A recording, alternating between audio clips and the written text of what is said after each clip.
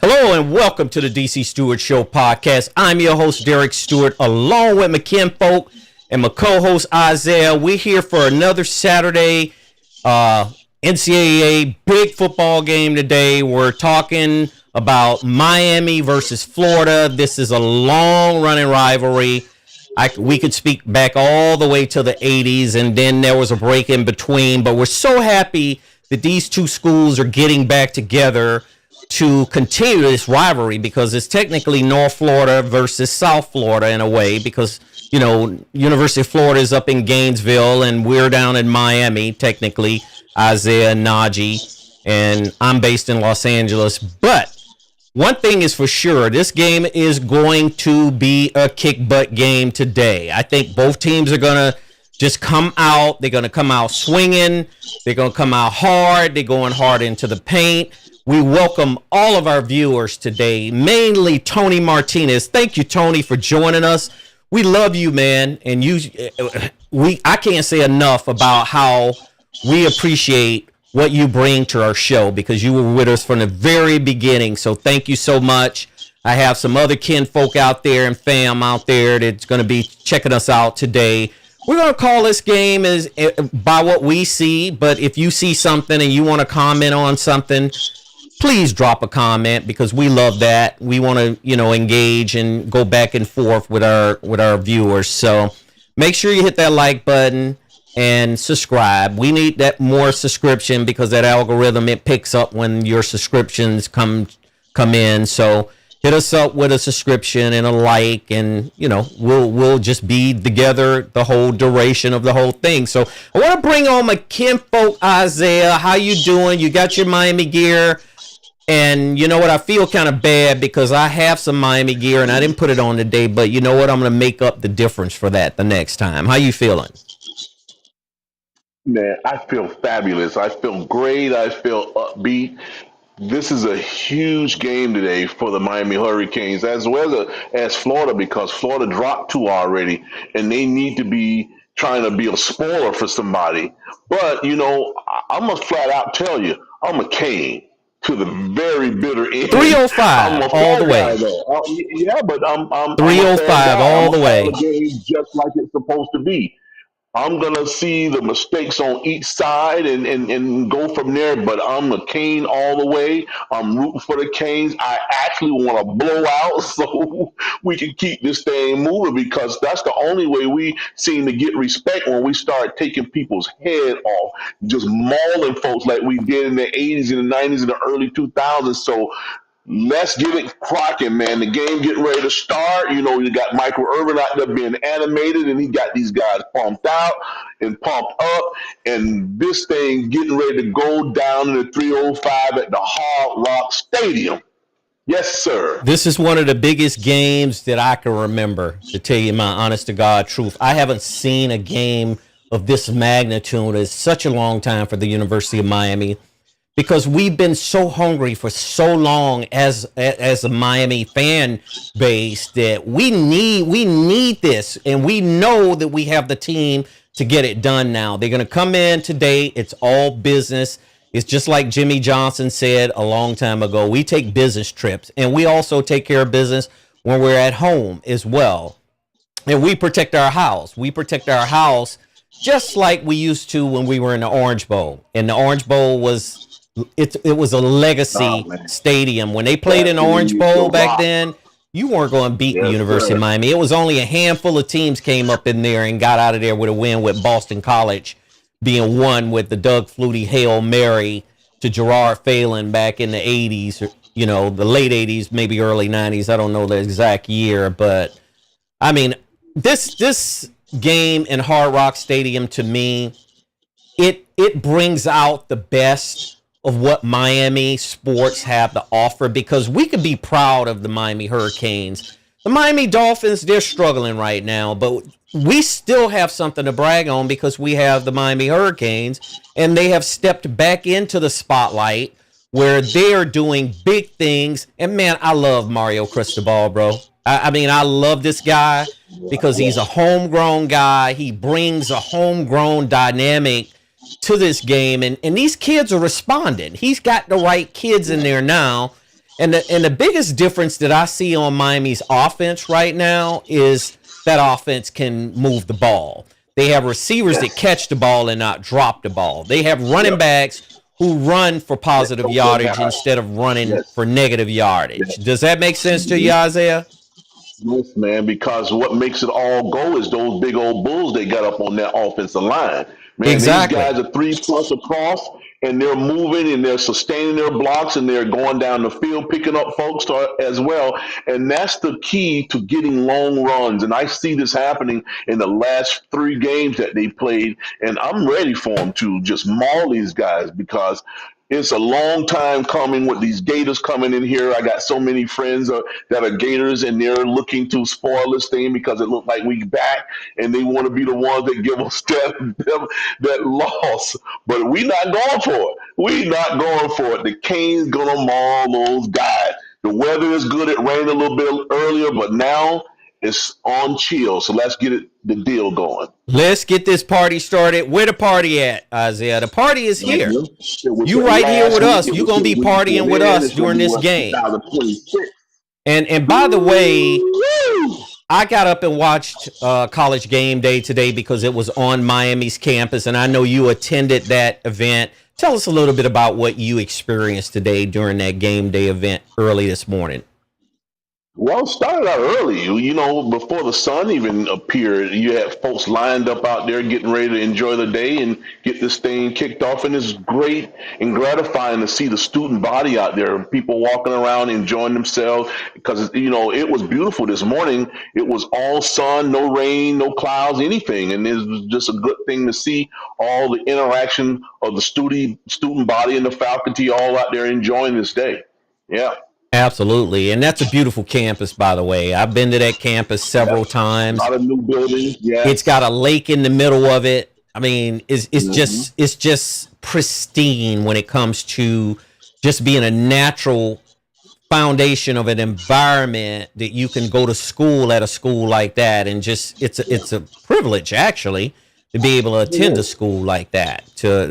Miami is just such a tropical bunch of restaurants and so many bunch things of to do restaurants. with it. You within minutes of Coral Gables because the school is technically in Coral Gables. But if you go to Coconut Grove, they've upgraded Coconut Grove now, and you can go over there and have coffee, or you can go over there and eat outdoors and things like that. So they've done a lot of upgrades and improvements around that campus and around the city of Coral Gables and Coconut Grove. So it looks like they're getting ready to kick off right now. It's raining a little bit. I could see rain on the lens of the camera.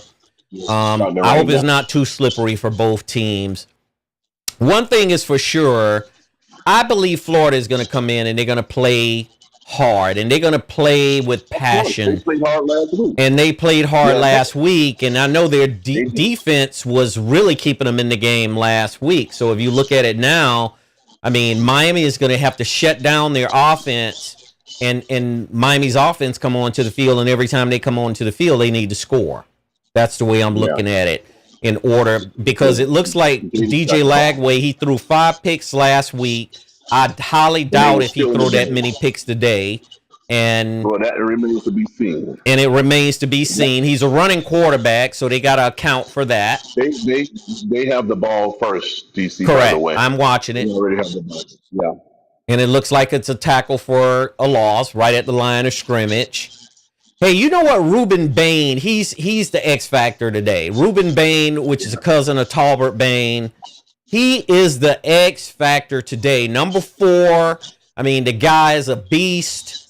He takes care of that side of his line play and his edge rushing play, and it's just going to be interesting to watch him rush DJ Lagway today. And it looks like Florida is trying to run the ball. I don't think that's going to happen. They're trying to establish the run. They're trying to establish the run. Getting back to Bain. Bain has an injury on his left arm, so I hope that don't affect him because he, you know, once you get those arm injuries, you can't grab and hold like you really want to. It has a brace on it. If you can see, it does have a brace on it. So that's a big deal for Ruben Bain, like you said. Yep. To be able to, make tackles and grab and hold and things like that. So it looks like it's 3rd and 14, which is a good position for Miami. They get in penetration. It looks like Lagway is scrambling out, and they got him on the ground, so they got to punt. Florida is going to have to punt the ball off the Miami is hyped up. You got Playmaker on the sideline. I have never seen a player as passionate as Playmaker. Playmaker needs to really chill out sometimes because I know his blood pressure is probably 250 over 200, let's just say.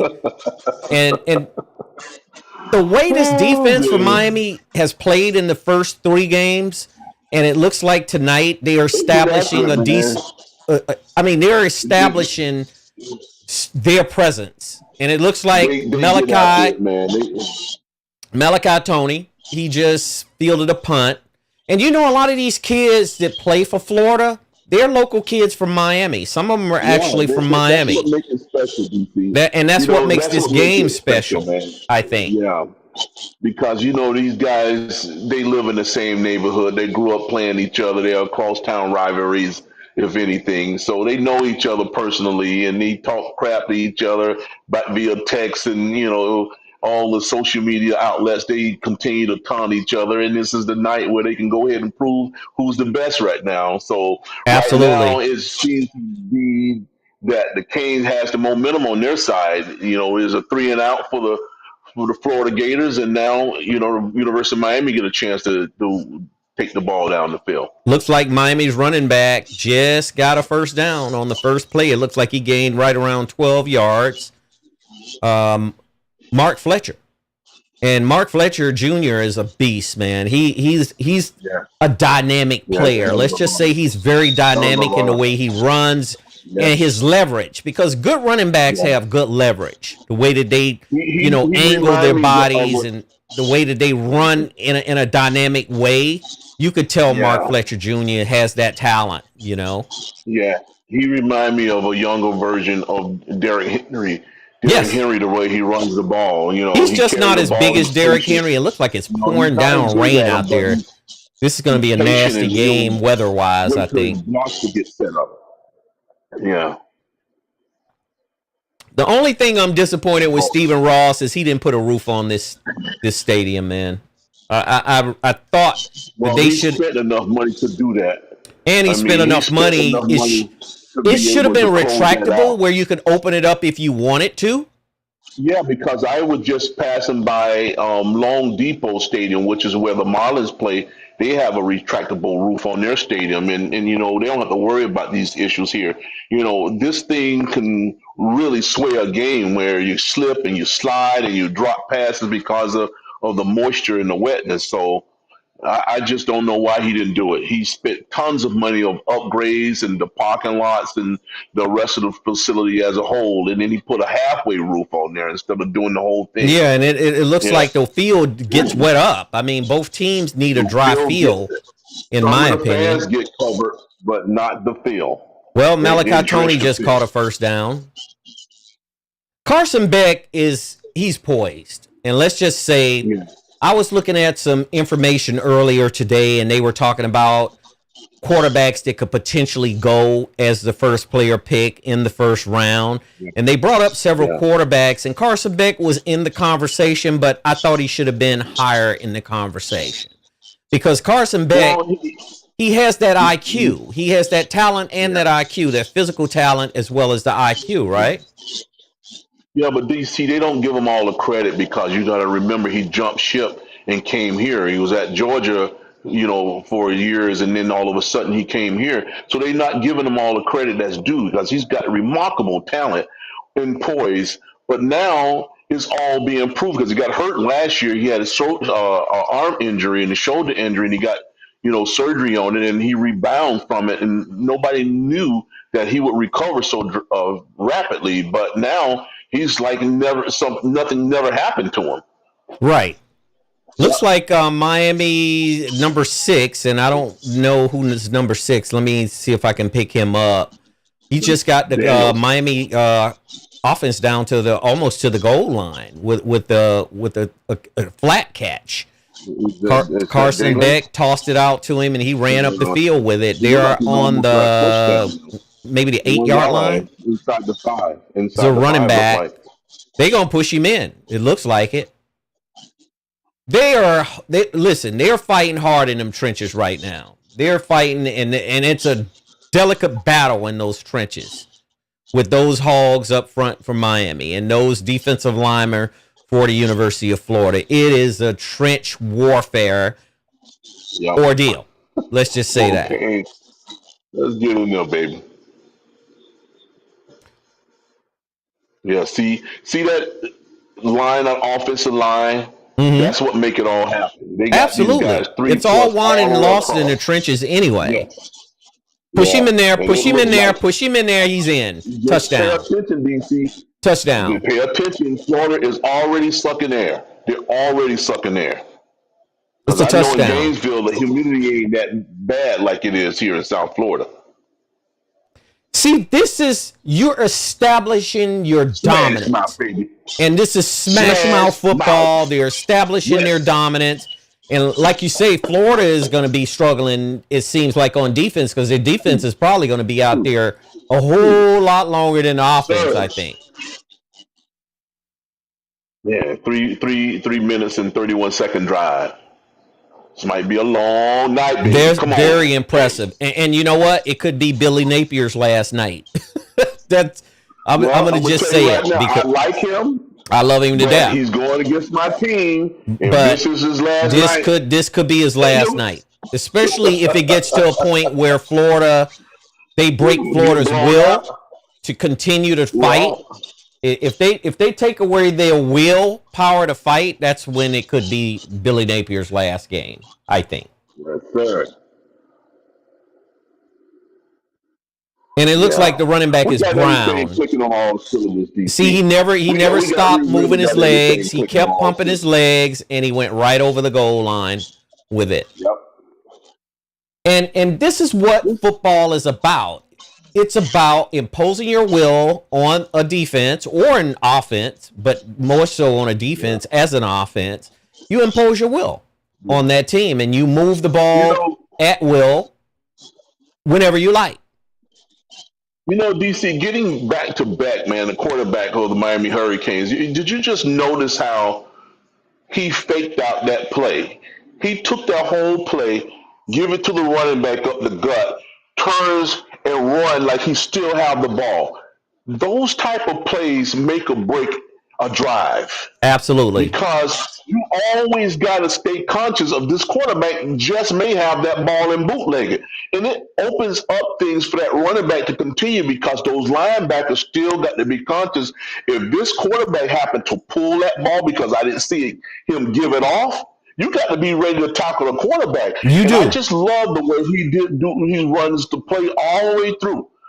And some guys hand the ball off and then watch and see what the running back going to do. You got to carry the whole entire play through. And that's what he just did. And it just goes to show you how he's a polished quarterback. He's a 6-year man being in collegiate football. So you can see how polished he is. Most of these young guys, they don't do that.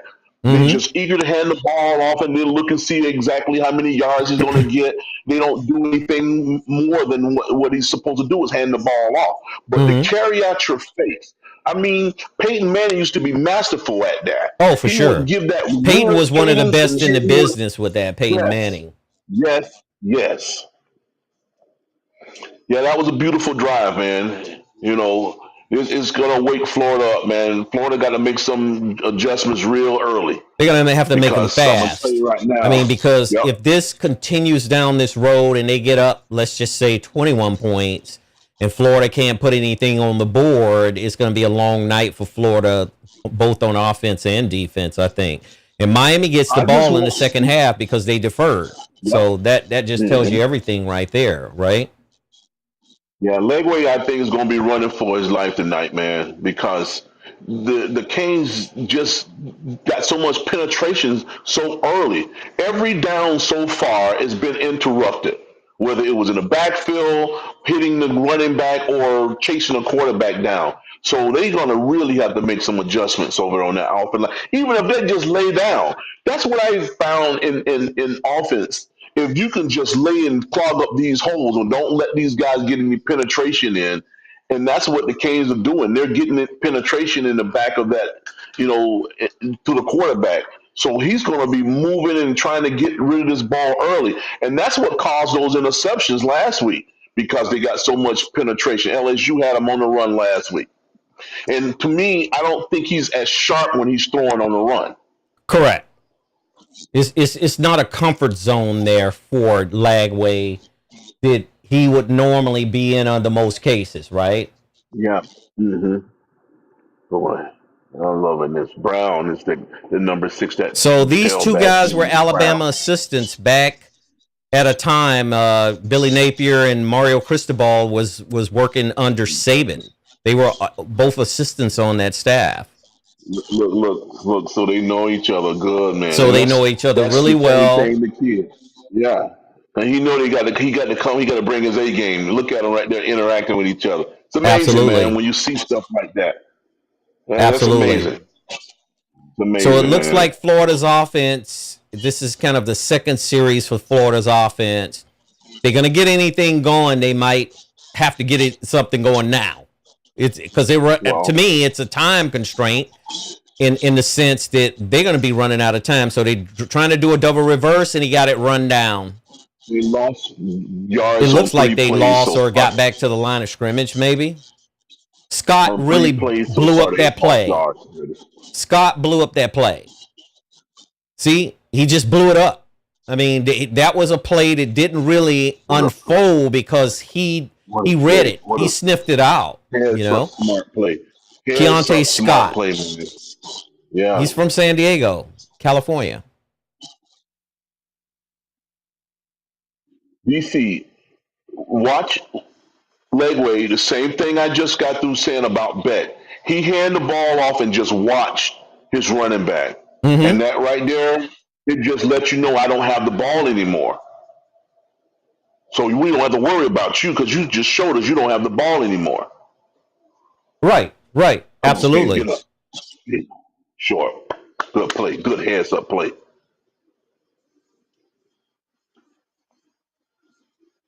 So it is 3rd and 2. We'll see if Florida can convert this third down into 2 yards or more. Looks like there may be a flag against Florida. One thing I could say about Florida watching them against LSU, they're not that disciplined, DC. They jump off sides a lot. They hold a lot. And that right there is part of the reason why they can't get anything going. They can't sustain any drives because of it. Because every time they start doing something right, because they just got positive yards, and then the next play they jump. They jump on this one. They didn't hold. They jump. Right. Watch this guy flinch. So it's 3rd and 7. So that backed them up. So that changed everything. 5 it yards. Changes the play sometimes. Yeah. Yeah. If you was going to try to run for that 2 yards, now you got to potentially pass the ball to get the 7. They do have to pass the ball now, and the pressure is on. Oh, he's getting jacked up. They dogged him out. I mean, that play was blew up in a way as well because what happened was Lagway was pressured into getting rid of the ball a lot faster than he actually wanted to, and it was holding on Florida. So it's a decline. It was holding on Florida. Yes, sir. You know what this Miami defense reminds me of, and I don't want to make it sound, he slipped a little bit, but that's no excuse. Yeah. I think this Miami defense reminds me of that Miami defense that Butch Davis put together back in the early 2000s. They made it to the Rose Bowl. They beat Nebraska. And after that Miami defense was either 1 or 2 in the country for multiple years. I mean, even when they went to play Ohio State in the Fiesta Bowl against Ohio State for the national championship, that defense was on point. They had Sean Taylor. I want to give them a couple more beats. Yes. I don't want to go that far, DC. I mean, they're good. They're really talented. They're dogs out there, but I'm not going to go that far, man. Not yet. I want them to clean some other team's clock first, meaning Florida State. I want them to go clean these guys up because Florida State is hitting on all cylinders. If we go maul them the same way, then I start agreeing with you. But right now is a tad too early to start comparing them to that team, that Right. Dennis Erickson team. Right. Yeah. I totally agree with you. It's just one of those situations where they're aggressive. I love the defense's Yeah. And aggressiveness it's good that the to see them University of doing that, Miami man. is. I do. I love it. Yeah, they're very aggressive, and Yeah. that's a big deal. I mean, that you have to have a defense that's hungry and aggressive like that to make big plays, pretty much on a every play basis, right? Of course. So looking at some of the scores earlier today, I know you looked at several games. Which game stuck out to you the most as a game that might not have been a pivotal game for either team, but which game stuck out to you the most today in terms of these teams losing? Well, I enjoy watching North Carolina get beat because Let me ask you, Belichick wait a will. minute. Why would you enjoy watching North Carolina get beat? Because, man, he brought all of that baggage over there to North Carolina. He brought all of that, publicity over there, and it was bad publicity. He had this young little girlfriend he's parading around with, and in all seriousness, you down to business. You're not letting that type of distraction come into the program, and that's what he did. You're talking about an old blue tag, an old antique who's supposed to be a polished coach and understand business is business, and he let his girlfriend supersede the program that he's supposed to be. This is his first year. He got his relative son coaching over there too, and you're supposed to be bringing like quietness there and bringing your team together. You don't supposed to be bringing all this distraction with his relationship to the program. I mean, especially if you brand new, you just got there. So, and it was a transition from him being a pro coach for many, many years and winning championships and Super Bowls and stuff like that. And here he is. His girlfriend was a center of attraction at the program. So I was enjoying watching him get beaten because he seemed like he's out of touch. And I think if Gruden's find his way into collegiate football, it'll be the same thing happen to him. Yeah. Yeah, I mean, one thing about Bill Belichick, nobody can question his greatness in the NFL. I mean, because you got to give his legacy a lot of credit for what he was able to do in the NFL with the New England Patriots for that period of time, that dynasty.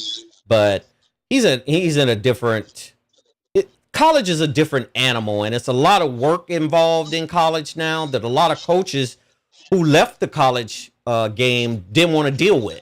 I mean, Nick Saban didn't want to be bothered with some of the complexities that come along with college football right now. Neither is Steve Spurrier. And Steve Spurrier was another one. Yeah. These guys are the same type of coaches, and that's the thing that I'm saying. You got and you talking about guys are products of Bill Belichick, man. College, you gotta have a certain degree of patience to deal with these children. They're kids. Mm-hmm. For the most part, they're kids, and then they got these ways that the immature ways that adults otherwise don't go through. And for him to step backwards to go into collegiate, nothing wrong with it, but I just think he had passed that stage where why would you reach back? I mean, even to get a paycheck, he don't need the money. He's rich. He's been getting paid enormous for years and years and years, and now he's back coaching, collegiate football where you their granddaddy and they're looking for certain guidance, and then you got a girlfriend that is the same age as the college kids. So it just was a distraction to me. And I absolutely know when you got a good coach and who don't want any distraction. I mean, I played for coaches that they don't want the distraction at all. They're gonna Absolutely. bench You if you don't bring need in. distraction when it comes to a Yes, they'll program, bench you. especially a program the size of North Carolina's program. Yeah. Yeah. He got the first down. And he didn't try to, get that wiped off the front pages. He just let it linger and linger and linger on. Well, I don't think Bill So, Belichick was concerned how the media or anyone else felt about his relationship with that young lady. And even to this moment and to this point, I don't think he cares. He did not care. If he cared, there's no way you will be walking down the beach with a white afro on your chest with your shirt off and walking with a 27-year-old if he cared. He didn't care. He knew the media was out there. He knew people was going to potentially see him. That's true. I mean, why didn't you just stay home and swim in the pool at your house with her? If you really didn't want the press about it. CJ Daniels, stud.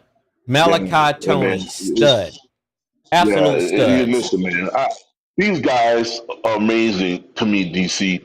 I just love the way they play every down, the entire down. They don't stop until that whistle blow. I'm telling you, that means something. Exactly. When you blocking a person, you keep that block until the whistle blow. When you run the ball, you run the ball to the whistle blow. And you do not stop moving your legs. You keep if you're running back and you're running the football, you keep your legs pumping. You keep them moving. You don't get stopped in your tracks. You're supposed to be continuously moving your legs forward. So it looks like it's a timeout with 4:54, 3rd and 2. Pay close attention to what I'm saying to you. Watch back. Watch how he carry out every fake imaginable. He's a field general. If he's throwing the ball, he is. He's in command of this offense. And this is going to carry this team a long way, man.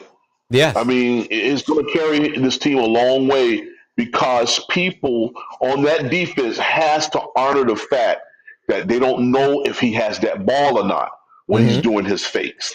That's true. And if you don't honor that, he can potentially take off running, or he could throw a huge bomb on you because you're not giving him the respect that he's deserved. And when you do that every play, that means you got to watch him every play because you don't know when he's going to tuck tail and run that ball. So I can clearly say the Miami Hurricanes are well coached on every facet of this game. I'm looking at their special teams. I'm looking at the offense. I'm looking at the kicker.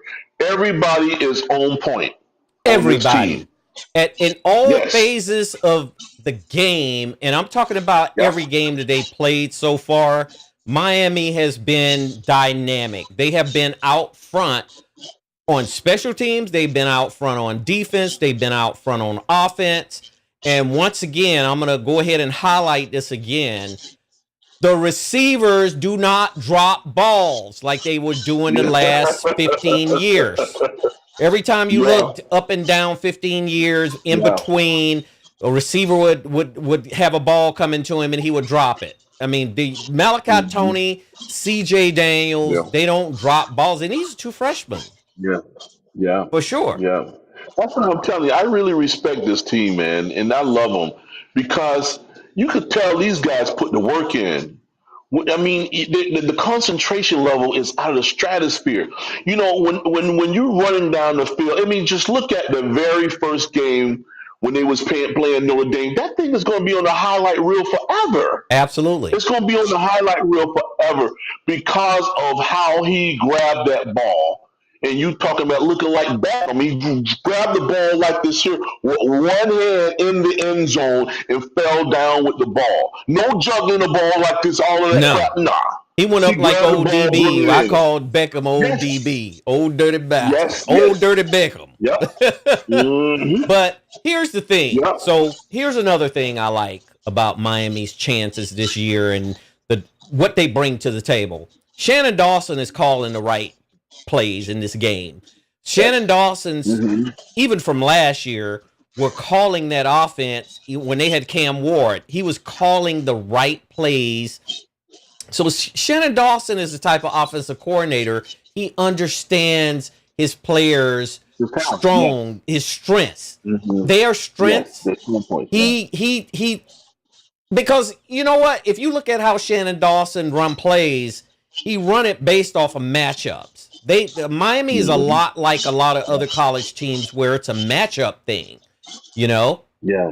And if you're looking at matchups, you're looking at their weakest player maybe, or next to weakest player, and you're putting your best player on their weakest player or their weakest spots. So that's a big deal to me as well. One thing I could say about the option play is I remember Carl Sheffield. Yes, they were just talking about this. Looks like Miami's a 3rd and 2. He caught it. First down. So, Lofton. One thing I like about option plays is back in the late 70s, Miami Springs High School had a quarterback named Carl Sheffield. And he was one of the best option quarterbacks I had ever seen option off, because he was dumping it and optioning it to Freddie Miles. And Freddie Miles, to me, was one of the most dynamic running backs ever to play high school football in the city of Miami, Dade County. But unfortunately, Freddie Miles never made it, so he never became a household name. But if you look how Sheffield used to run that offense back then, it was amazing, I think. Yeah. So it looks like Miami have a 2nd and 5, which is really a good spot to be in. Carson Beck is really controlling the flow of this offense, if you can see it. Okay, here's a running play.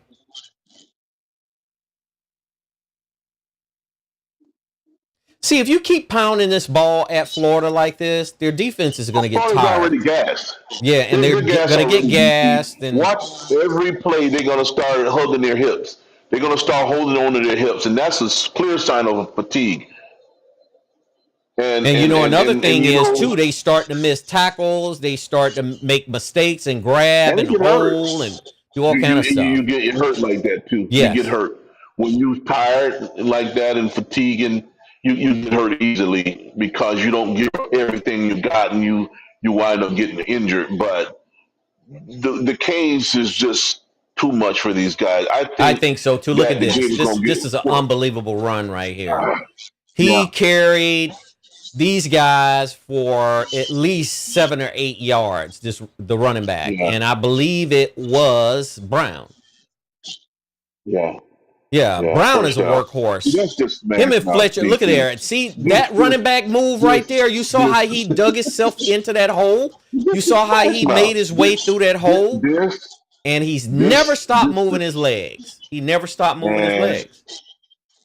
Let me tell you right now, everybody has somebody, DC. These guys are working as a unit like I've never seen in the last 10 years, man. And I'm loving this because I understand just how you win. And this is how they're going to continue to bounce back as being a team that you say, oh, yeah, the U is back. This type of play. Because if you just watch this play, everybody was doing their damn job. Exactly. Everybody. Exactly. And it makes the running back job much more easier when you got all the linemen has them pick up their block. That's right. When they pick up their block and move these guys. If you just put a body on somebody, that's right. What you do. Yeah. Beck overthrew that one, but that's no big deal. So it's 3rd and 7, and it looks like Miami is on field position, though. The field position. Well, it looks like a flag has been thrown. So let's see what the official has to say about this flag. Yeah. Well, he was trying to get the tight end and get the tight end involved because the tight end hadn't got involved in these several series. So they're going to replay this down. It looks as though they're going to get another shot at this down at a 3rd and 7. Yeah. Boy, let me tell you something. I don't know how humid it is. Tony just caught it. First down. Malachi Tony just caught a first down. I don't know how humid it is in Gainesville, but I guarantee you this humidity is affecting Florida for sure. Yep. It's humid in What a Gainesville great as place. well, but it's not. It's a different Not type like of South Florida. humidity down in I've South lived. Florida. I've lived there. I lived Yeah. there in Central in the Panhandle. The weather's not the same at all. You No, got more of the Alabama, Mississippi, Georgia type of weather. It's not the same. It can get hot there, but this type of hot in Miami make you can't hardly breathe. So that's true. it's not the same. Even in the wintertime, it really get cold in Gainesville and Tallahassee and Jacksonville and those places. You know, we get teased with cold weather here in South Florida. It might be cold for a few days, get down to the 60s or the 50s, and the next thing you know, it's going to punch back up to the 70s. And this is in the wintertime from January to March. That's right. Yeah. So it looks like it's 1st and 15 because the Carson Beck, his knee touched the ground. So they lost 5 yards on this one. And it's a little bit slippery out there because it's wet. Yeah. Yeah, his knee touched the ground. That's face mask. That looked like he had his face mask right there. I mean, they didn't catch it, but it looks like number 97 for Florida. That was, to me, he at least he had his hands on the mask. So it looks like it's 26 seconds. It looked like a Florida player is injured. His arm is injured. Number 13. I hope the young man is okay because he looks like he's in a lot of pain. We actually need another score. Aaron Gates. Because I'm not comfortable with a 7-point lead. We need another score in this series. Oh, right here. It's not only a need; it's going to be another score. Trust me. The way Miami is playing right now, it's going to be another score. Aaron Gates is the name of the injured player. Yes. You know, those stingers, boy, it comes on so hard on you. I've had a stinger before, so I can tell you firsthand. And it looks like do not play. He has an issue with either his upper arm or shoulder. They walking him off of his shoulder pads. Look like they go into the locker room. It could be a separation. I hope not. I hope there's nothing wrong, or he's going into the tent, and they can kind of look him over there. Boy, Billy Napier looked like he's concerned, and I understand because his offense has not been out there maybe but 2 series, and it was 3 and out each time. Well, you know, Napier does not want to get beat by his buddy either, because once these guys know each other personally and coach with each other, and then you play against each other, man, that's a rival in itself, Correct. You're going against your buddy, and they probably talk about, this stuff just like we do, man. We love each other to death, but we are rivals at certain things. We compete against each other on certain things, but we got our best interests at heart for each other. Yep. But then once we compete against each other, I just gotta come on top. I just got to be the one that be victorious. Well, I'm gonna only let you. I'm gonna only let you come out on top sometimes, so we can even up the score. Does that make sense? I'm gonna take mine. No, you ain't. No, you're not gonna take anything, because what I'm gonna do, I'm gonna take from you what I want to take. One who's gonna give me something. I always take what I want. You ain't gonna give me nothing. So let me take a few moments in honor of Clayton Kershaw. And Clayton Kershaw is a Major League Baseball player for the Los Angeles Dodgers. He announced a couple of days ago that he's going to be retiring at the end of the year. And it looks as though he's played 18 years in Major League Baseball. Have you ever heard of a player that played 18 years in Major League Baseball as a pitcher? Because Clayton Kershaw was one of the best pitchers, and to me, he's a first ballot Hall of Famer for sure. Yeah. He's one of the best pitchers ever to pitch in the game of Major League Baseball. Looks like his debut was in 2008, and his career end is 2025. He played his entire career for the Dodgers, and it looks as though starting in 2008, retiring in 2025, He's considered as one of the greatest. He's a GOAT.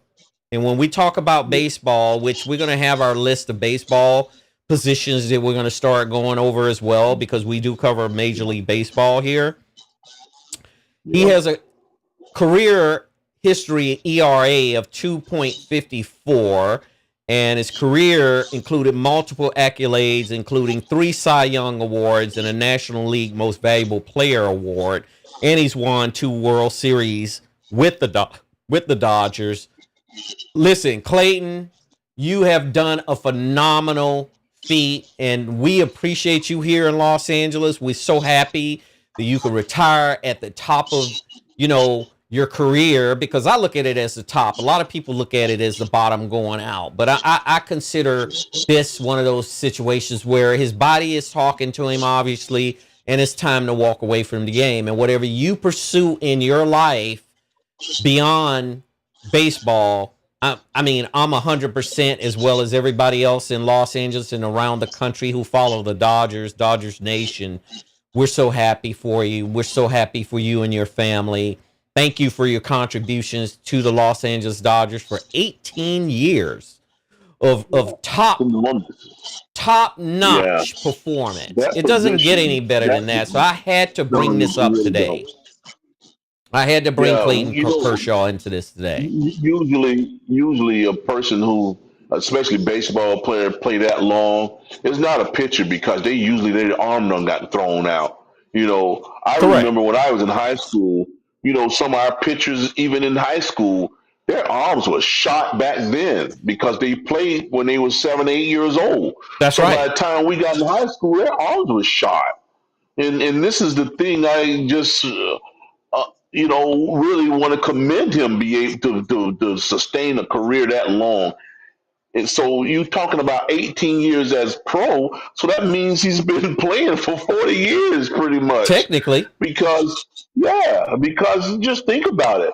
18 years, and then you got to go from, little league, and then the high school and college, and then 18 years of pro. So Absolutely. You're talking about nearly 40 years of chunking that ball down. Yeah. And, a lot of pitchers, they have to have Tommy John surgery on their elbows. And a lot of times it's rotator cuff and all of that, because you're putting a lot of pressure on your arm. Yeah, you talking about throwing that ball 100 miles an hour, 5 or 6 times a week. And then we ain't even counting practice. Exactly. But baseball play almost every other day. You have a baseball game almost every other day. That's right. Here we go. Well, it would be icing on the cake to see the Dodgers go back to the World Series and win this one for Clayton Kershaw, so he can go out with 3. I would love to see that. If in fact happens and they go back and they win, I'll be downtown for the parade. So I'm gonna be looking forward to that. Nasty out there now, man. So it looks like Miami 2nd and 16. Sack. It's nasty out there now. Yeah, sack. Florida got a sack on Carson Beck. Yeah. You know what? Things happen for a specific reason, and I firmly believe in fate. When Carson Beck was injured for Georgia and he went down and he had a problem, and he never really kind of, he started looking at. You don't want to fool around you and let these guys get no momentum, because I'm going to tell you right now, that was an awkward tackle, DC, the way he got tackled. Absolutely. And I'm sure he felt it. I'm pretty sure he felt that tackle. Watch this. He clothes hangered him. Remember that clothes hanger? I remember clothes hanger. Look, and that's what it looks like. And one thing about it, I haven't seen what our backup will look like if he go down. So I think it doesn't look like the tight end was ready for this ball coming. Looks like they have some Gator fans down there doing the chop chop. He wasn't even ready. No, he wasn't even looking for the ball. He wasn't paying attention at all, man. I don't know whether he hear the call or not, because now that's the 4th and 24 they up against. It's kind of slippery, so I'm gonna go ahead and say this pitcher, Carter Davis. He's a good pitcher. I mean, not a kicker. Excuse me. He's a good kicker. He was at FAU, so he's with Miami now. So we'll see if. Yeah, he's pretty good. Yeah, this is a good. field goal. So it's a 10-0 lead now. Anything is better than no points. Any points is better than no I want points. them to at least get something out of this drive. Exactly. When you drive stall and you don't get anything out of it, that's when it hurts. Right. You know, you can drive up and down the field, and when you come out empty, that really bothers you.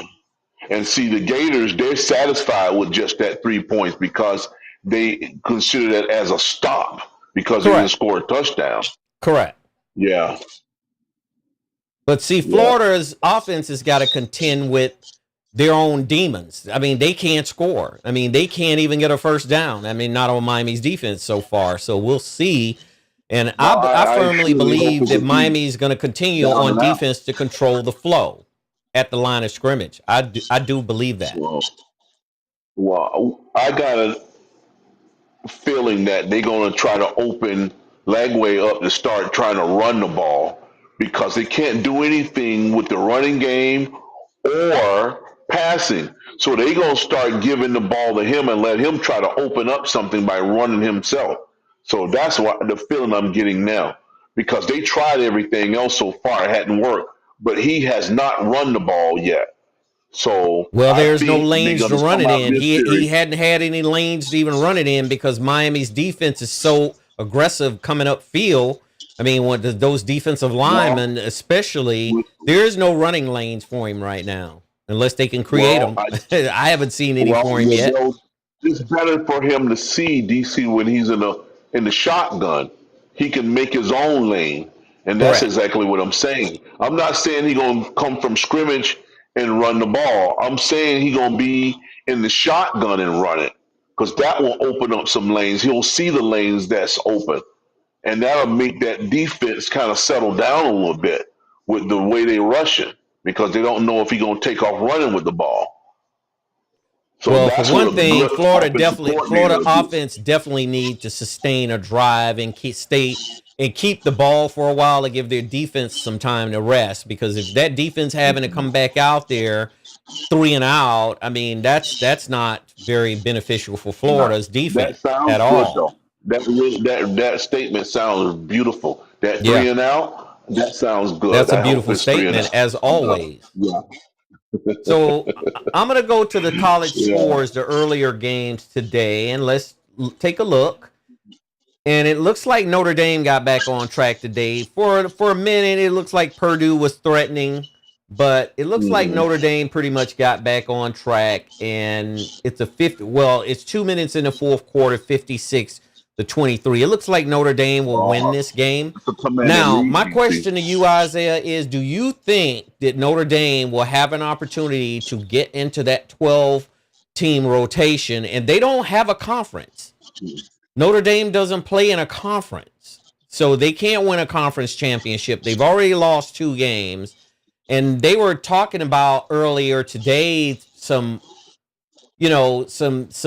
possibilities maybe of Notre Dame being able to get in there if other teams start to lose here and there. Do you think so?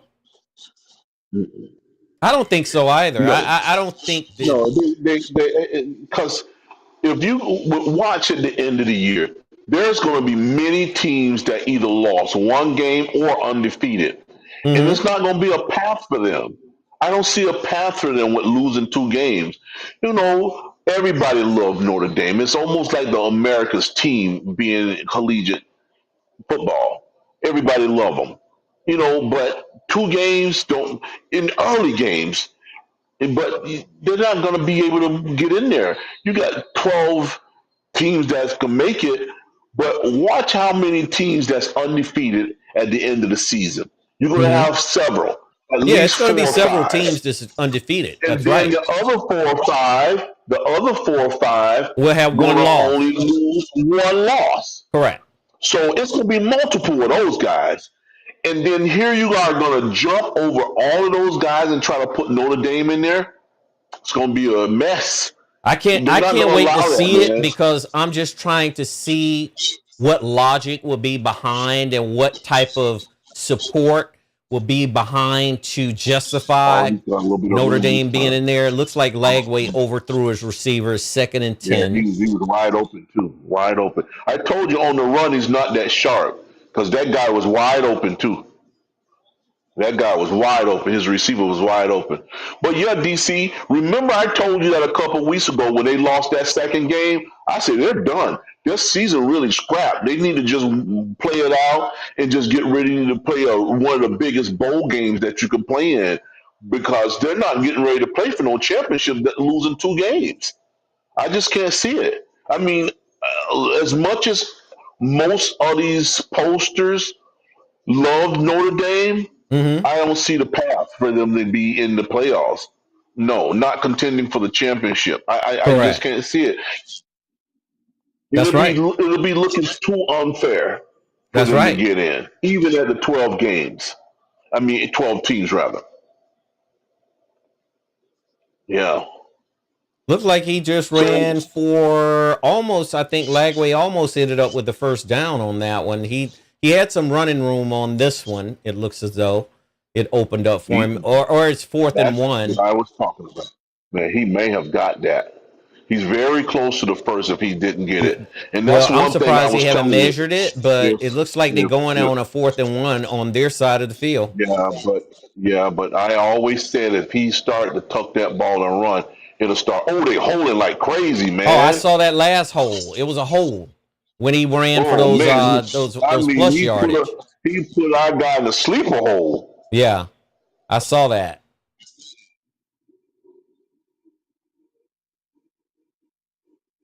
Looks Man, like they see sustaining a this. drive this time. Florida is sustaining a Yeah, but drive. if you hold it like that, you can't help but to sustain the drive. All of those holes. That's that right there, man. I mean, he had his like you put a guy in the sleeper hole, a wrestling move. That's true. Well, Florida I'm gonna went tell with a you right trick now, play on he's this one, kind of a double double reverse. reverse trick That play. that's he got greeted too. Yes, he did. He got Yes, he greeted. did. That number 3 put that hat on him. But stuff like this here is almost a sign of desperation. When you start doing double reverses and stuff like that, and you're trying to catch somebody's sleep, that, that's a sign of desperation. He Oh, he got got greeted. greeted. I told you. He got greeted. I'm telling you. Yes. Did you see that Yeah. lick? Of course. Boom. Uh-oh. Oh, Come he on. number one lit him Oh, up. man. Lit him up. What a play. That number 1 put that hat on him, man. He put the hammer on him, man. Boy, the And see, last hits 2 like plays that, these guys got. hits like Yeah. that will make him think twice. It makes him think Yeah. twice. So 3rd and Ooh. 3, Yeah. and he See, threw it this is away. what I'm So talking about. Miami's going to get the ball back. The aggressiveness of this defense, I man. love this This defensive coordinator, aggressive. Miami. Yeah. I He got mean, those Mario guys Cristobal made dialed a up good choice by on bringing both this defensive defensive coordinator in from Minnesota, the University of About. Minnesota. Yeah. Yeah. And he has done nothing but make this defense aggressive again, make this defense Man. tenacious. This defense is Man. tenacious. I was supposed to call one of my high school buddies, Randy Lewis, man, and talk to him before the game because he's a Gator. But man, I love to talk to him about sports because he's so realistic, and he knows when they're good, and he knows when they're When they're bad. not good, when they're not doing good, right? And he said it might be ugly this year. Because the thing is, I love him because he's realistic about stuff, man. He ain't gonna sugarcoat it and say, oh, and give excuses like a lot of folks will do. They'll give excuses like crazy, man. But he's not gonna do it. He calls it just like it is, man. And right now, they got a potential chance of having an ugly season if they don't get this thing back on track. Well, Florida State Yeah. went through it last year. I mean, Mike Norvell, and can you imagine how Mike That's what it's Norvell about, felt though. every game that they lost? Yeah. I mean, They because got nobody likes blew out in a losing. lot of games. No one likes And losing. especially when they had such a successful season the year before. Exactly. They had such a successful season, and then late edge last year. That's right. And people soon forget the winnings that you had because they will always forget that. When you're not winning, they will start digging and trying to find what's going on because that "what have you done for me lately" thing will start playing because Well, they want to see you win constantly. absolutely. And that's the Absolutely. same Every thing. Look at team and every Alabama, for coach instance. wants to win. So here's the thing about Florida State that I found to be interesting. Jordan Travis went down with a leg injury, and Jordan Travis was their star quarterback. Jordan Travis was everything. Florida State was undefeated, and they didn't even get invited to that playoff Well, against, I believe it was yeah. against Michigan, because Alabama ended up coming out here to the Rose Bowl and they lost against Michigan. Now, Yeah. who's to say that if Florida State and Jordan Travis would have stayed healthy and they would have been undefeated, because the committee used that as a main Yeah. As a ploy. Put them decisive in it. decision that Yeah. while Florida State wasn't invited they because wasn't they good didn't have enough. their quarterback. Right. They didn't have their starting Right. quarterback, Yeah. Yeah. Yeah. and that's the I thought sad that thing was about unfair, it. DC. I really thought that was unfair because they just took away the accomplishment of the season. No matter who went down, let them Mm-hmm. go in there and get beat if they can't go with their starting quarterback. But it kind of marginalized the entire season because the quarterback went down, which I didn't think that was right. Because think about something, DC. If you was to make it to the Super Bowl and your quarterback turned an ACL in practice that week of the Super Bowl, that's not meaning your team is not playing in the It's not Super going to Bowl. disqualify you from the Super Bowl, right? Right. Yeah, He's it still doesn't work going in like the that. Super Bowl. Yeah. So I thought that was disheartening. And it probably, I'm going to tell you right now, we never know the emotions of players. That could have broke their spirit and their backbone, man. I think Because it I'm going to did. tell you, it could very well do it. When you take stuff away from people who works as hard to accomplish something and you just snatch it away from them, Yeah, it tears you apart. it really It does. tears you I apart, mean, and it can break your spirit easily. that's When right. you got that much emotions in the game, and somebody pull a stunt like that, you know, it just it turns you against the thing. And against the program, period.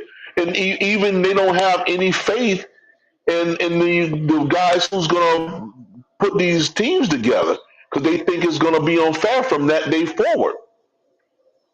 Well, you can Yeah. look at it two ways, and this is how I kind of looked at it, as both ways. I totally agree with everything you just, said about Florida State was kind of given a bad hand, or they didn't.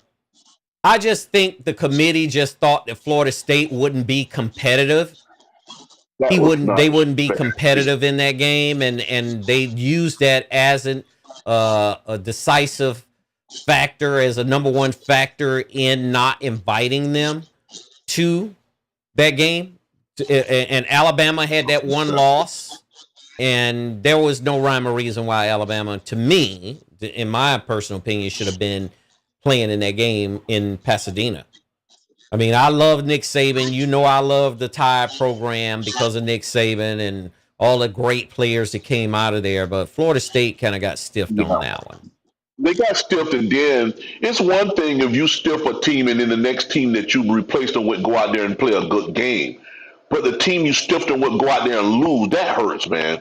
Yeah. Because you always think about what was the possibility of us going out there and being successful, as opposed to get a game snatched away from you and the team that played in your place got their butt handed to them.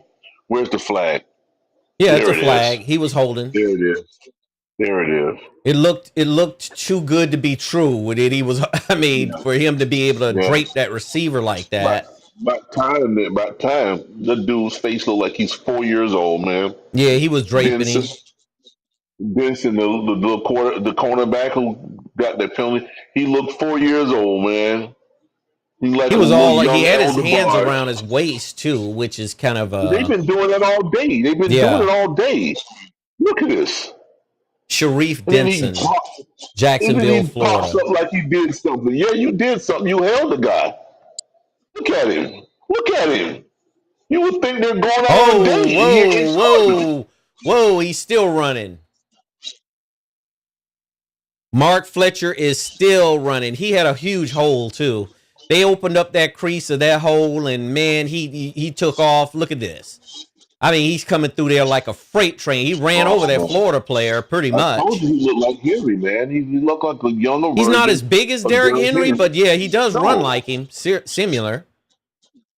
That was a good block by Malachi Tony, too, to get that defensive back off balance, you know? Yes, he did, yeah. That was a great block because he didn't give him an opportunity to really get leverage on that one. Look. Ooh, them guys getting taken out, DC. I know. Ooh, them Canes they're beginning to wear down Florida. I believe that Florida is beginning to.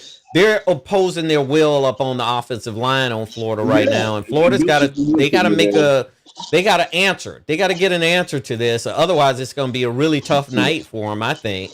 You know. Well, they need a touchdown out of this drive right here. I'll be satisfied if they get a touchdown out of this drive. No field goal. Because one thing about Florida, as bad as they play, they have a tendency of hanging around. You know? Yeah, and you don't want a team to hang around anyway. They just hang around. They hang around. They could be holding and get all the penalties and the interceptions, but they still hang around. One thing I was going to say earlier about Carson Beck, you know, he got injured at Georgia. He was out, and they interviewed him on College Game Day today. I think it was Desmond Howard that interviewed him, and he asked him about it. And it's just fate, man. Fate in a lot of good ways brought Carson Beck to Miami. Carson Beck is a Florida kid. I mean, he played high school football in Florida, up north. I mean, I want to say the Jacksonville area. He played up there, and he ended up picking Georgia over Miami and other schools because he pretty much could have went anywhere. I would believe during his high school years. He's in the right place now. He's getting paid here, and he's enjoying the city and enjoying this team that he's on. Yes, and he fit in like a glove, man. He fit right into this offense. So it looks like there was allegations and rumors that he broke up with his girlfriend. And he's a single man again. What do you say to that? He's smarter than Belichick. He's seen that distraction happening, and he got rid of her. Belichick won't do it. I don't know. You know, last time they was showing stuff on the news with him and his girlfriend, they just looked like a loving couple together. And she plays sports, and he's the quarterback, and they just seemed like they got along because he had some misfortune where someone had stole something out of his cars and all that stuff like that. They stole his car and her car out from his house. Brand new. Yeah. A Ferrari, was it a Lamborghini or something, and a Range Rover? I think she was driving a Range Rover. Yeah. There was some upscale cars he had just purchased, so it probably was an inside job. You never know. That's true. You know, when you leave your keys, some of these guys are so careless where they just leave the key fob sitting in the car because they think nobody won't take it. What you're talking about inside of their property or just anywhere? Yeah.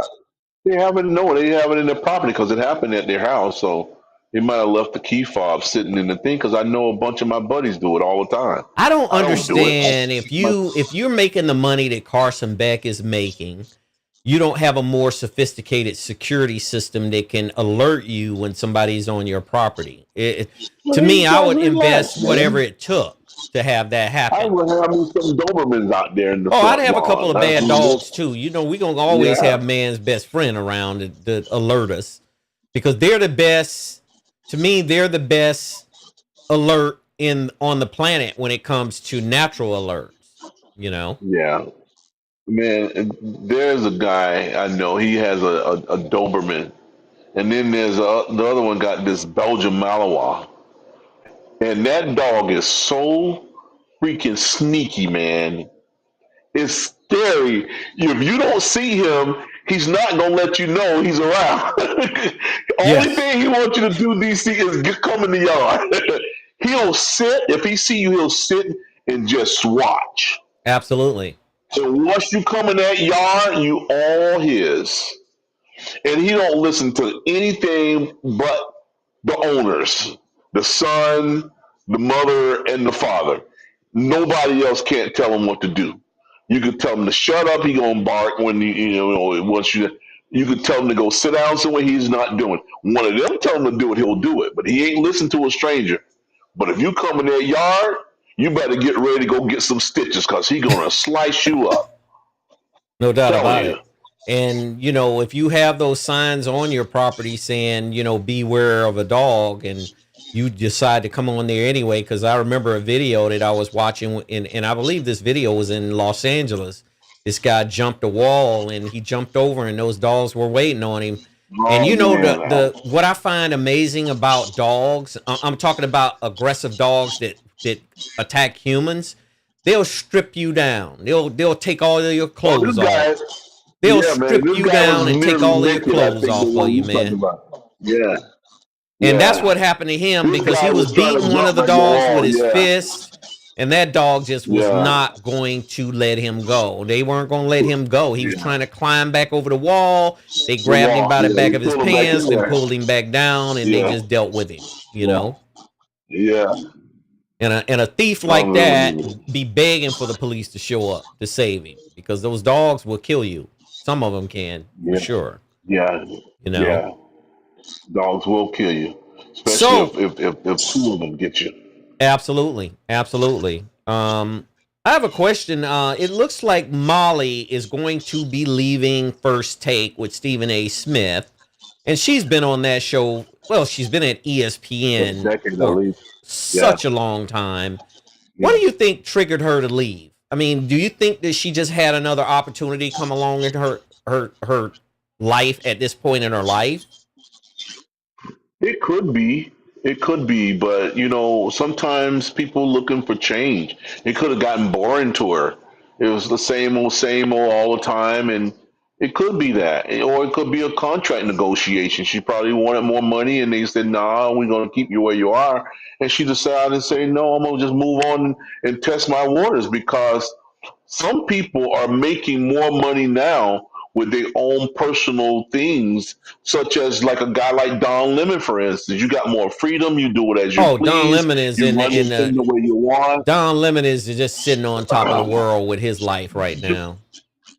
Just look at the thing with Shay Shay, with him doing his own thing now. Exactly. You can broaden your own horizon when you do something on your own. It could be that. It could be very well doing that. But then again, there's some people who just don't know how to structure a media type of venture, and they don't know how to do it, so they'll keep a job. But for her to make that move like that, you really can't tell what's going on until later on. She might have something else in the work for her, or she might just let me go have a family, because she's a single woman right now with no children. I don't think she have any kids. She might have a boyfriend and want to have a family. So we never know, because time is of the essence now for some of these women. You just see the beautiful tall Maria. She just had a baby last year, and I mean, just as gorgeous as can be. She's back on the air and looked like she never even had a kid. So that's probably what she's looking for, man. Yep. Yeah, it looks as though that she began her career at ESPN in 2006. That's a long time. She's held from, the First Take position she's held from 2015 to 10 years then. Yeah, 2015 until now. Right. So wow. Yeah, she's probably set up, man. She's probably real set up. For sure she's set up financially. I wouldn't. That's without a doubt. No, he's going to throw it away. He got outside of the pocket. Yeah. He's lucky to be able to double pump that, and that defender didn't get him, because that defender could have got him, and Ruben Bain was chasing him as well. For a guy that size, Ruben Bain's size, and he can move like that, to me is amazing. See, DC, I want you to understand this now. You just mentioned Ruben Bain. Notice what Ruben Bain did to Legway. Legway has got away from number one pretty much. Right. But Ruben Bain had cut cut the field off for where he couldn't Yes, turn he up. did. Yes, Did he you see did. how he cut the field off? If he would have turned up, he would have got caught. That's So the right. only thing he could do was just run to the sideline. Oh man, almost got a safety It on was him. almost a safety. Well, Well, he they got didn't give him a lot hammered of on time. that That shoulder, wasn't man. Lagway's fault. That defense was just rushing in there so But I'm gonna fast. tell you right now, Lagway, the way they hit him on that play, DC, that has to hurt because that Oh, for shoulder. sure. Look at the imprint of his shoulder now with the replay, where nice and clean. Now watch when he get up. That orange is embedded and embroidered in his jersey now, and that shows you how in the degree of impact it was when he hit that ground. Absolutely. Looks like Miami's got the ball back on their side of the field from the looks of the punt. And Miami needs to go ahead and tack some points onto the board with this one, a touchdown. I think they should go ahead and stick a touchdown in there on them real quick. 7 minutes to go. It's 10-0. They really have to, because this is the thing what I was always talking about, how scary Florida is to me, because they look like they're getting dominated, but they only 10 points down. Exactly. Out of all the mistakes they've made, and they're clearly getting mauled right now, but they're only 10 points down. You give them a good sustained drive, they score a touchdown, and then they hold the Canes one series and then come back and score. Then they're ahead. So that's what I'm telling you. Florida still scare me, man. I understand. No doubt about it. I just don't think they have any. They just don't have any spunk in their offense right now. Their offense hadn't been able to do anything with Miami's defense at all, from what I've observed the first quarter on up to now. DC, is the scary part about that is when you got a team that continues to try and don't give up, because they're not giving up. Oh, for sure. Look at that. Look at the offensive coordinator. He got Legway over there coaching his rear end up and showing them things that he can do. Mm-hmm. And that's the part that, oh man, see, they actually is playing pretty good defense. They are playing excellent defense against Miami's offense right now. Miami's offense hadn't really been able to get anything going, a sustainable drive going to get them down there to score a touchdown of late. They need to go deep on him. I think they should go deep. Well, they can't go deep because he's getting pressure now. He's getting pressure. They starting to give. He dropped it. So it's 4th and 9. I believe it's CJ Daniels. They're gonna have to kick another field goal now. I think they're gonna have to punt. No, they. Oh man, that was right in his hand. Come on, CJ. Well, it's slippery out here. It's slippery in this game. Yeah. Well, that went right through his hands. You're so right. CJ Daniels Jr. Yeah. That was a nice strike too, with Carson Beck throwing the ball in and zipping it in there like that, I think. It was a little bit behind him,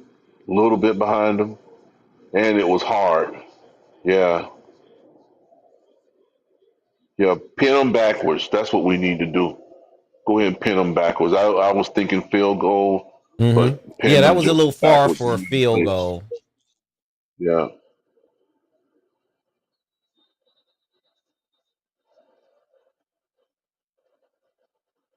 The one thing is you can credit Miami with is their defense is playing equally as better than Florida's defense. So Miami's defense really haven't given up anything to the Florida's offense. And they pin them back very, very deep in their territory. Oh, that one went right by him. He would have had that. They would have had him down at the between the 1 and the 5 yard line if they could have got that. But it just went right past the defender. It looks like Lagway is coming back onto the field with the Florida offense right now. Billy Napier is talking with them, trying to get them going, actually. Well, like I said, the Florida's before, defense is really providing them opportunities to stay in this game and to be a threat. In the game. Just like you just said. They are in the game. Yeah. I listen, man. These guys has not given up, and it's the same thing when they play LSU. After 5 interceptions, they were actually still in that game. It was not a blowout. They got beat, but it was not a Yeah, blowout after 5 interceptions, and he has not thrown an interception today. right.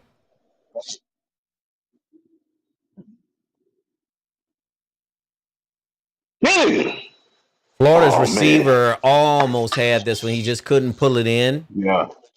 Boy, let me tell you, they had a stunt on that play coming in, and he got caught. They had a safety blitz on that play.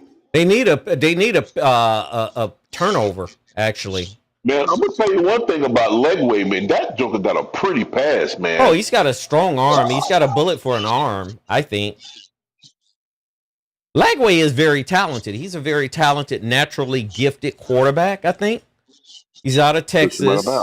He was really, really heralded coming out of high school in Texas. He probably could have went anywhere he wanted to go. Yeah. You think Lewis Oliver is at this game? He's probably there. He had a tailgate party yesterday. Safety ex Florida mime. Oh, sack. He got him. The cornerback came in and got him. Doing a Ray Lewis right here. Man, I have nothing but accolades for the defensive coordinator from Miami, man. Ooh, man.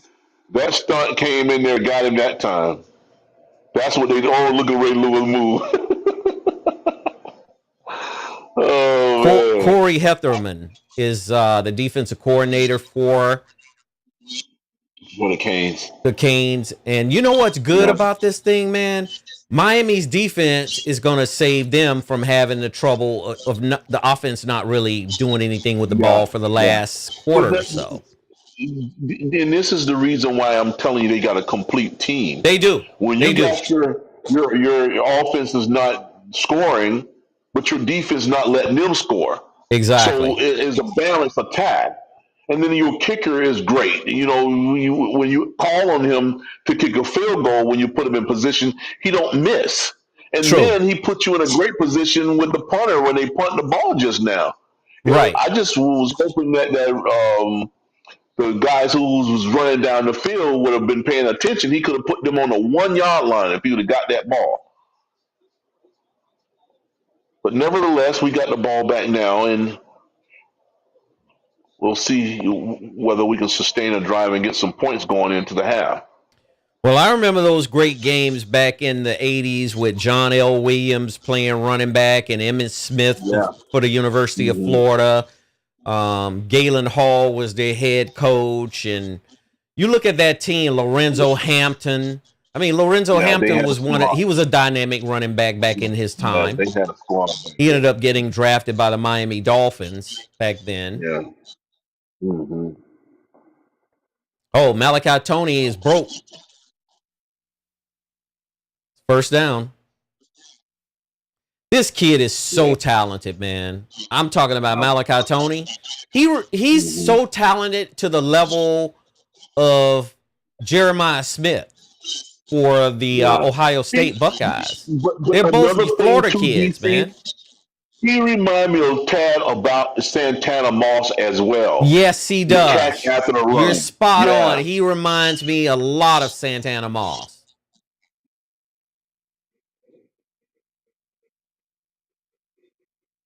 Miami's beginning to move on him now a little bit. That was a nice gain. Looks like it's 3 minutes and some change left in the quarter before halftime. So Miami has enough time to score. Man, they have a 1-2 punch. You look at Brown and Fletcher back there. Yeah. It's just, to me, I'm impressed with their offensive weapons. Their weaponry for offense is just dynamic to me.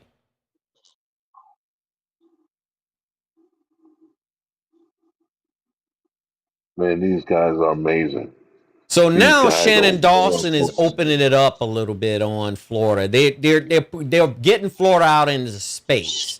If you look at how they're stringing Florida out into space, it's it's matchups. It's my guys against your guy. It's my guy against your guy. And your guy got to step up. If he can't step up, my guy is going to dominate your guy. And that's kind of how matchups work. Mm-hmm. Yeah.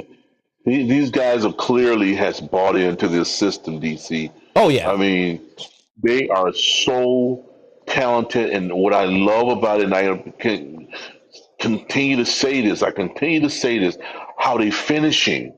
They're finishing their blocks. They're finishing their runs. And they're finishing their tackles. Right.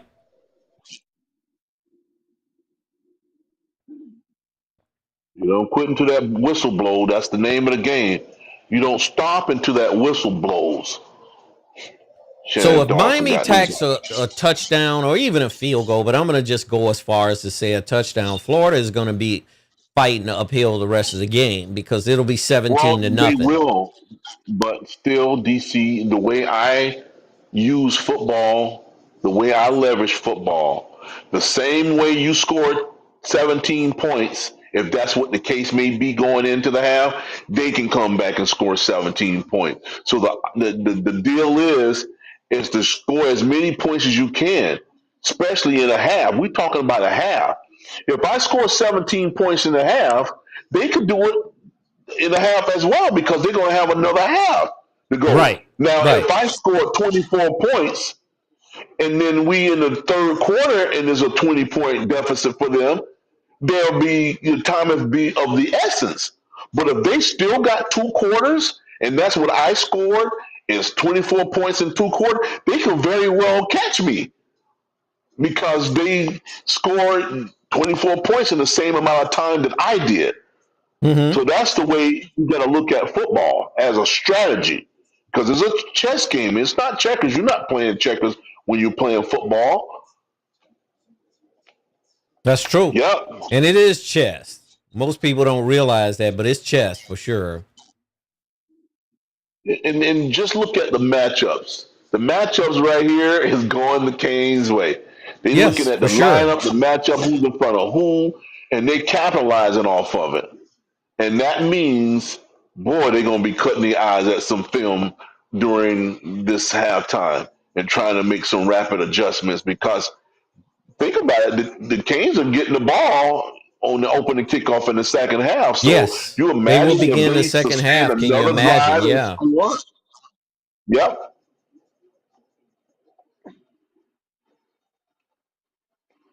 Yeah. Who's playing on the West Coast tonight, DC? USC is playing Michigan State, and that game has already actually started. And let's look at they're playing over at the Coliseum, so that's a fairly big game for USC. That's a test for them because both teams are 3-0. Both teams are undefeated, but both teams have played the teams that weren't that talented in the sense that they were somewhat tune-up games.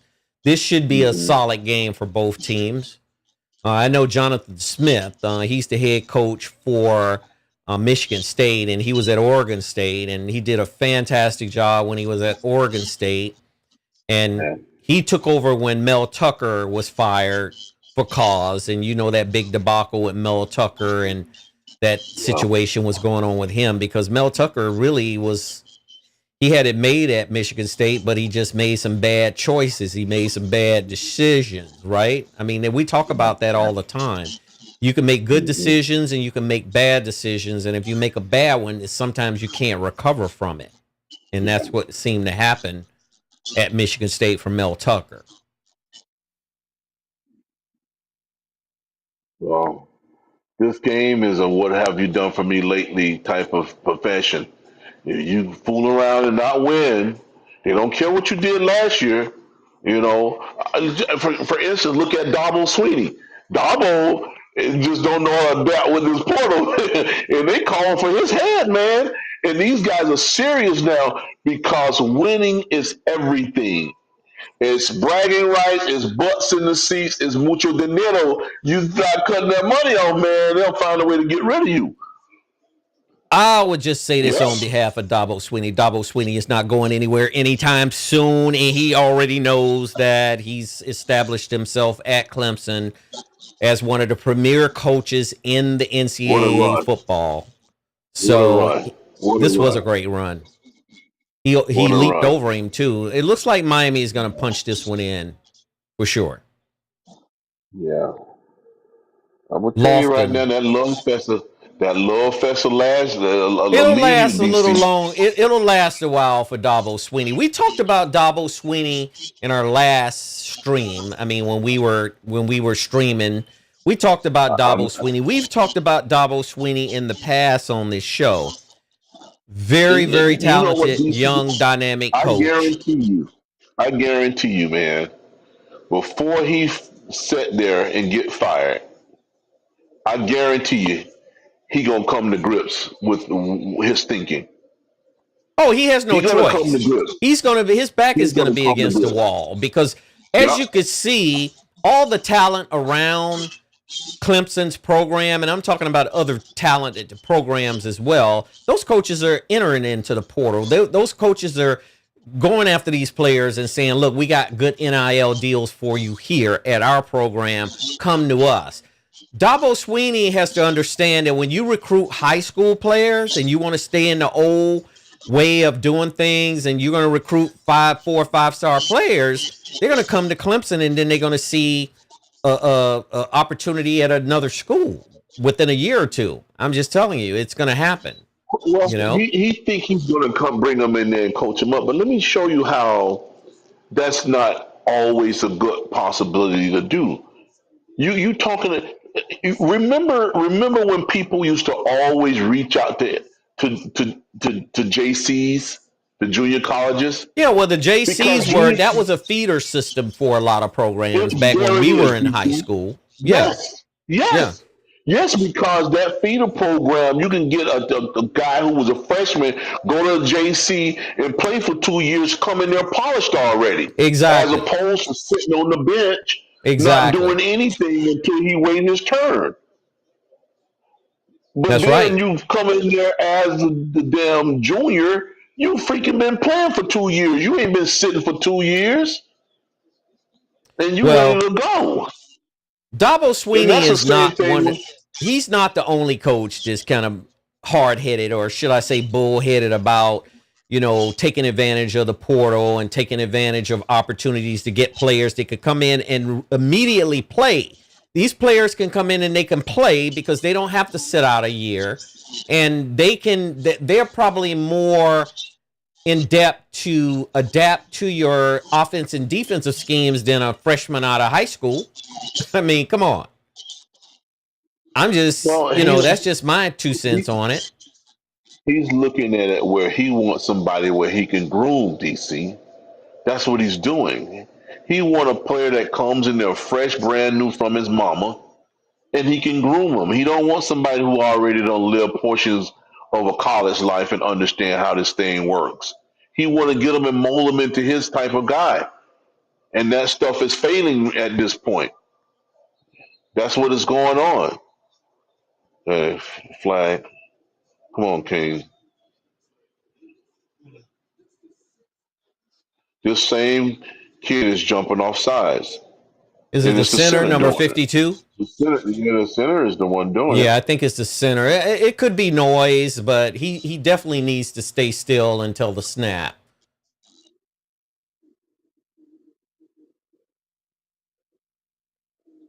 Florida move too. No one over there in the corner. So they're going to have to kick a field goal. It'll be 13-0 going into the half. Okay, so here is my take on Dabo. Syracuse went into Death Valley today and imposed their will on Clemson. And I will say impose your will because not very many teams go into Death Valley and get wins like Syracuse did.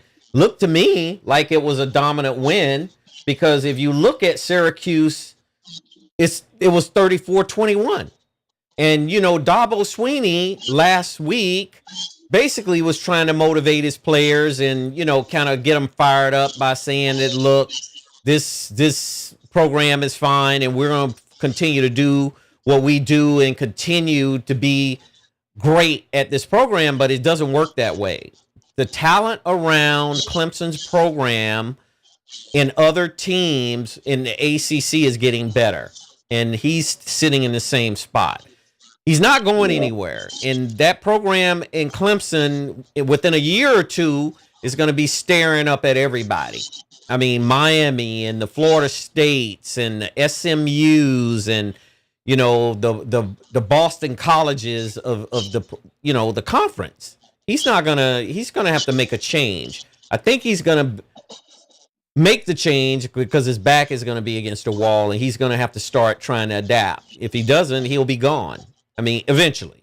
It's not going to be immediate, but eventually he'll be gone. Well, that's an embarrassing thing. That's embarrassing to have Syracuse come up in there and shame you in your house. Syracuse shamed them in their house in Death Valley today. And after after all of that animated press conference stuff that he was talking, didn't do nothing for his team. Didn't fire him up to play harder today. Syracuse had this calendar marked, and I'm really happy for Fran Brown. We've talked about Fran Brown. He was the coach that I brought up to your attention last year. He said he doesn't take a shower after a loss because, he's not happy with losses. But Fran Brown circled this on the calendar for Clemson this year, and I think he had Clemson pegged this year. I really do. Yeah. Well, there's a bunch of teams going to have Clemson peg if they don't change their ways, because it's just a change, man. It's just life changes.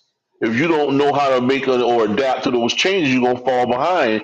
And this is the case where you fall behind because things have been done a certain way. You just look at a team like Miami, for instance. We were in the toilet a couple of years ago. For sure. But that portal snatched us out rapidly because of these players that you can shift and wheel and deal and bring them in there, man. And it can turn your team around in a year or so, as opposed to trying to gather all of your players in. When you become a head coach, you try to get all your players in from recruitment. Mm-hmm. And sometimes it takes 3 or 4 years to get all of your players in. That's right. In this portal, you can make a turnaround in 1 year.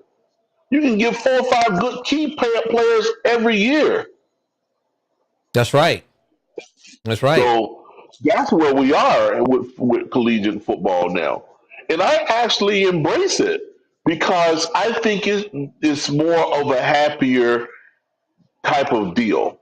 Mm-hmm. You got the kids moving where they want to. You got the kids are getting paid. You got the kids being able to do things that they enjoy. You got the kids who can go to a school and otherwise they didn't even get recruited. That's right. And then go play with your friend, for instance.